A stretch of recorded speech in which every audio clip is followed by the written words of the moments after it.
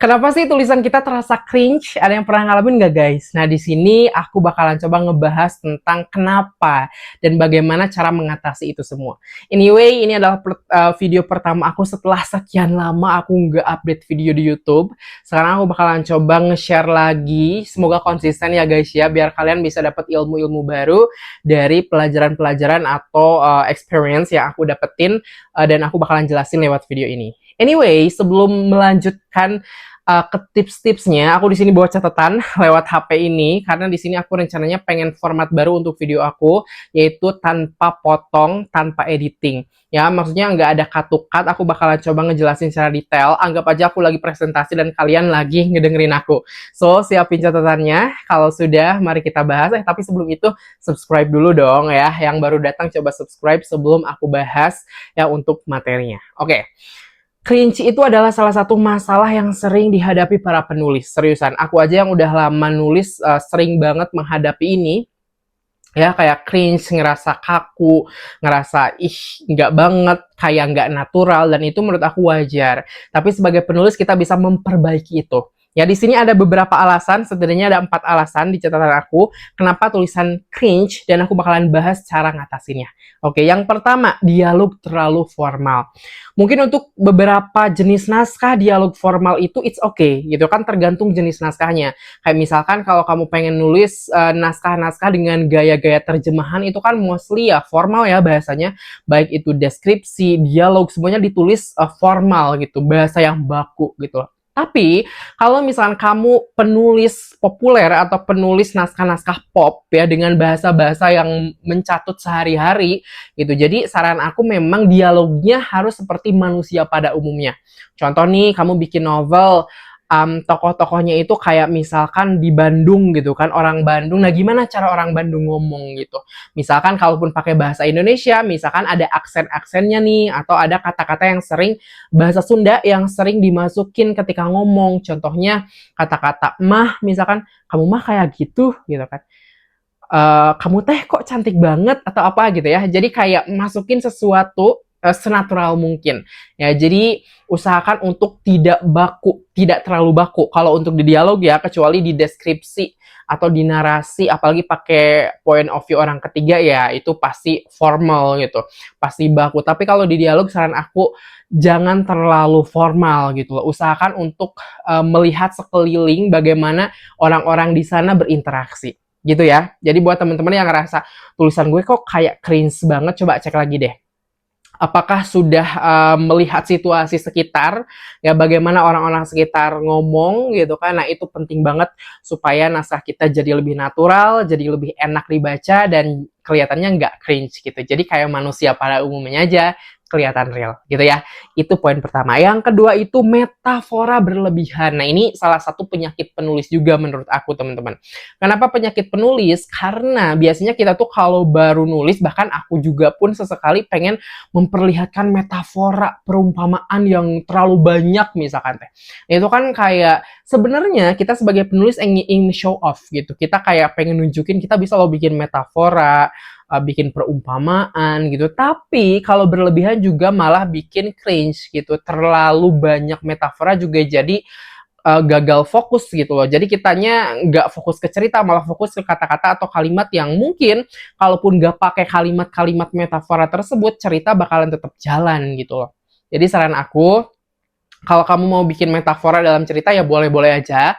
Tentu kamu bikin sesuai kebutuhan ya, jangan diselipin di setiap paragraf, di setiap dialog gitu kan. Bayangin ketika satu tokoh ngomong ke tokoh lainnya pakai metafora perumpamaan.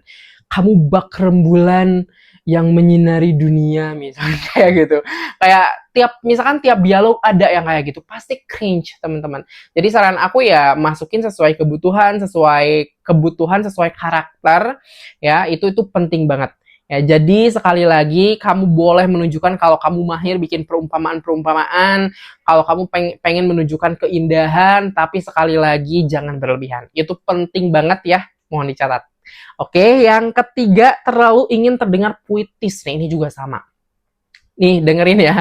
Aduh, ini aku beberapa kali baca karya-karya orang yang mereka itu sengaja masukin kata-kata yang bisa dibilang estetik atau puitis, nyari dari Google sengaja supaya bisa dimasukin ke karya gitu loh. Menurut aku, ketika kita memasukkan suatu kata pun kita juga harus tahu gitu, kata ini tuh artinya apa, kemudian pas enggak kalau misalkan dimasukin. Jadi jangan sampai ketika dimasukin ya cuman sebatas tahu indahnya, estetiknya, tapi tidak mempengaruhi si karya gitu kan. Itu penting banget teman-teman.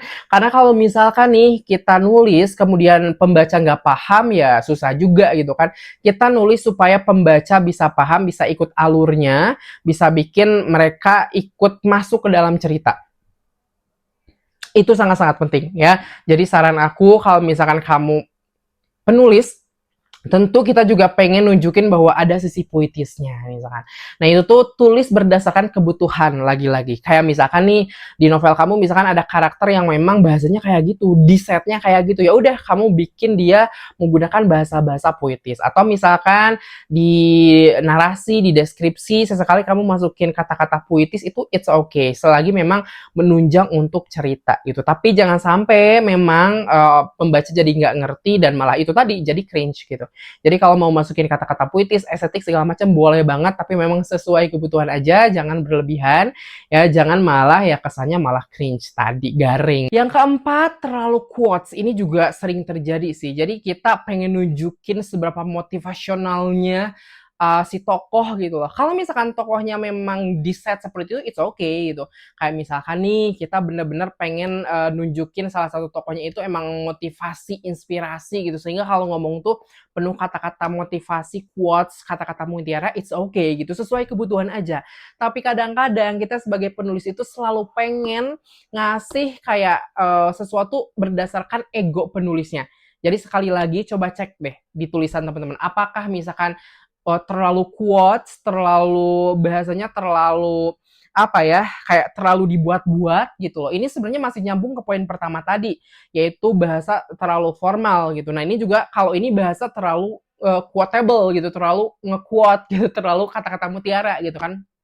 Itu tuh kayak kurang aja kalau di naskah, apalagi kalau naskah populer gitu ya. Naskah pop gitu kita sebutnya. Jadi naskah-naskah yang memang kita tulis berdasarkan sehari-hari kita gitu, dimana kita berusaha untuk bikin karya berdasarkan apa yang terjadi di kehidupan kita. Orang ngomong kayak gimana sih? Kalau misalkan terlalu kuat kan kayak jadinya gak real gitu loh. Nah itu yang aku maksud.